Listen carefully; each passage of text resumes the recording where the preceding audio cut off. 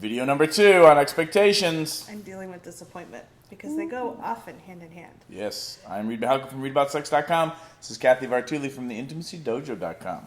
Go, Cathy, go! So we just did a video on how disappointment can be a sign that you had an expectation that wasn't met. We hope that video was not disappointing. Now, sometimes you can be disappointed when there was agreement that was broken. Mm-hmm. That's a different issue. An agreement is a verbal or written statement. I would like this, and you're going to do this. Mm-hmm. Like, there's an agreement that something's going to happen. Most of us are brought up with expectations as well. Just different families have different things. On Christmas Eve, we always open a present. How could you not bring a present for me to open? Mm-hmm. But different families have different expectations. Different cultures have different expectations. And expectations, basically, when they're getting met, you don't notice that you have them. Yeah, everything's going along smooth. And what happens in a lot of families, or a lot of groups or communities, is they have a flow of expectations. And if someone doesn't meet that, people don't go and talk to the person who's not meeting the expectations. They kind of bitch to each other. Gossip. Can you believe she didn't do the dishes after dinner last night? What a bitch. I can't believe you ever invited her to dinner in the first place. I hate her. I hate her. She's dead to me.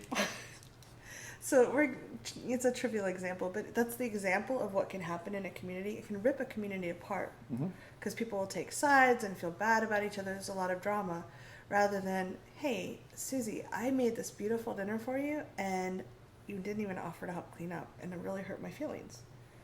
And Susie might be like, wow, I thought it was a gift to me and I felt like you'd be insulted if I offered to help. Or I cut my finger. I can't put my hand in water right now. Whatever it is. Or just the meal wasn't that good. I didn't want to clean up. Mm-hmm.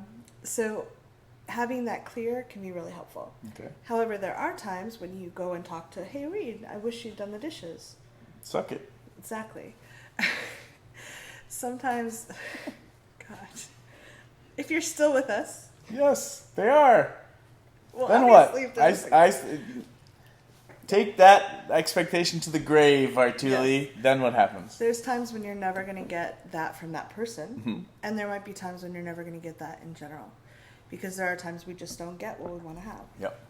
And how do you handle that? It's really hard. It can hurt, and there can be a lot of grief, especially if it's something that's very core to your identity or what you'd hope to achieve if you were a good person in your life.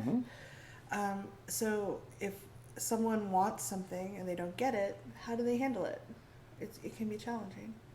Yeah. And what I encouraged you to do is, one, see if you can figure out what the need is underneath of it. So someone washing dishes, if we're using that trivial example again, but it might mean support, collaboration, appreciation, some kind of act of service that's coming back to you.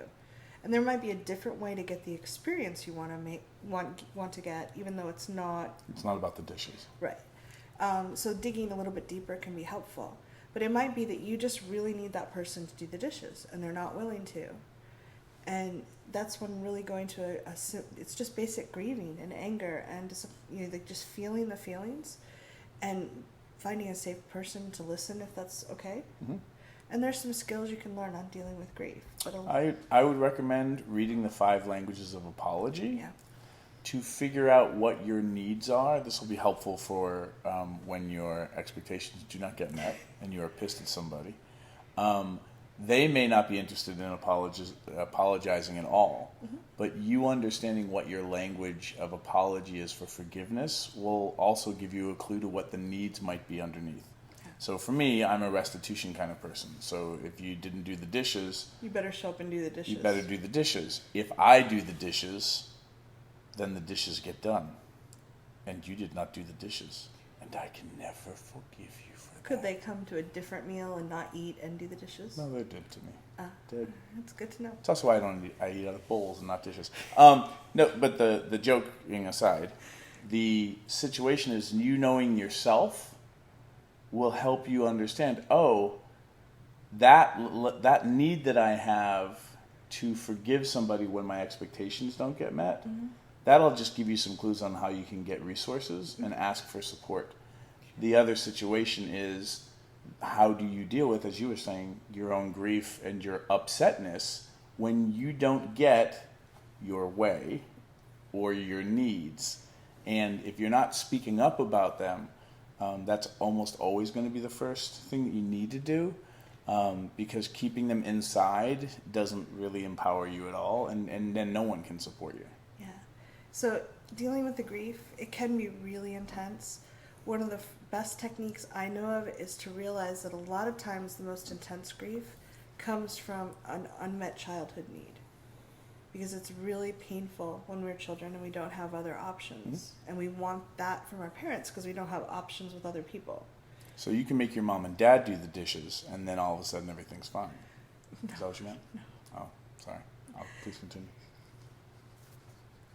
I think we should start another video about dealing with grief specifically. It's a great topic. Okay, that's great. Yeah. So how do you want to wrap this up?